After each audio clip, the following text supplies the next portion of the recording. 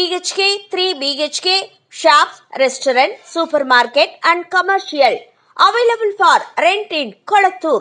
Nearby Meridian Hospital, Kumaran Hospital, backside of Red Terry. Please contact 9034555554. பிரபல தொகுப்பாளினிகளான மணிமேகலை மற்றும் பிரியங்கா அவர்களுக்கு இடையே என்ன பிரச்சனை அப்படின்றது தெரியாது. ஆனால் மணிமேகலை ஷோவை விட்டு வெளியேறிட்டாங்க அப்படின்னு மட்டும் சொல்லப்பட்டுச்சு. இப்போ மணிமேகலையால் மன உளைச்சலுக்கு ஆளாகியிருக்காங்க பிரியங்கா அப்படின்னு விஜய் டிவி பிரபலம் ஒருத்தவங்க பேட்டி கொடுத்துருக்காங்க. அது என்னன்றதை வீடியோக்குள்ள போய் பார்த்து தெரிஞ்சுக்கலாம்.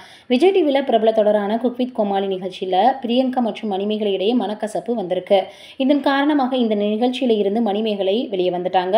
அதோட இதில் இருந்து விலக காரணத்தையும் தன்னுடைய யூடியூப் சேனலில் வீடியோவாக வெளியேற்றிருந்தாங்க.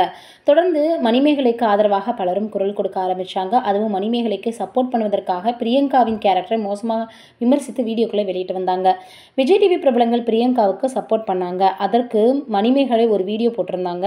இந்த சூழலில் மிகப்பெரிய அளவில் பிரபலமாக இருக்கக்கூடிய வனிதா விஜயகுமார் பத்திரிகையாளர் சந்திப்பில் இது குறித்து பேசியிருந்தாங்க. அதாவது மணிமேகலை செய்ததும் மிகவும் தவறான செயல். நானும் இது போன்ற நிறைய நிகழ்ச்சியிலிருந்து வெளியேறியிருக்கிறேன். அதற்காக வீடியோ போடுவது ரொம்ப தப்பு. மேலும் ஒருவரின் கேரக்டரை பற்றி தப்பாக சொல்லும்போது அதையும் என்கரேஜ் பண்ணி வீடியோ போட்டு ரொம்பவே பார்த்தோன்னா செம்பால் அடிக்கிறது போல் அதை ரொம்பவே தவறு அப்படின்ற மாதிரி சொல்கிறாங்க. உண்மையிலேயே என்னதான் நடந்தது அப்படின்றத யாருக்குமே தெரியாது. மணிமேகலையிடம் தற்போது வரை தான் பேசவில்லை, பிரியங்காவிடம் ஃபோன் மூலம் தொடர்பு கொண்டு பேசினேன் அப்படின்னு வனிதா சொல்லியிருந்தாங்க. எவ்வளவோ ஆறுதல் சொல்லியும் பிரியங்கா தொடர்ந்து அழுதுகிட்டே இருக்காங்களாம். அதோடு பிரியங்காவின் குடும்பம் மிகவும் மன உளைச்சலுக்கு ஆளாகியிருக்காங்களாம். இந்த விஷயத்தை இவ்வளவு பெரிய புதாகரமாக மாற்ற தேவையில்லை, மணிமேகலை யோசித்து இதை செய்திருக்கலாம்னு வனிதா விஜயகுமார் அவர்கள் இப்போ அவங்க கொடுத்த பேட்டியில் சொல்லியிருக்காங்க. உண்மையிலேயே எதற்காக பிரச்சனை வந்துச்சு அப்படின்றது தெரியல. எதுவாக இருந்தாலும் பேசி தீர்த்துக்கலாம்.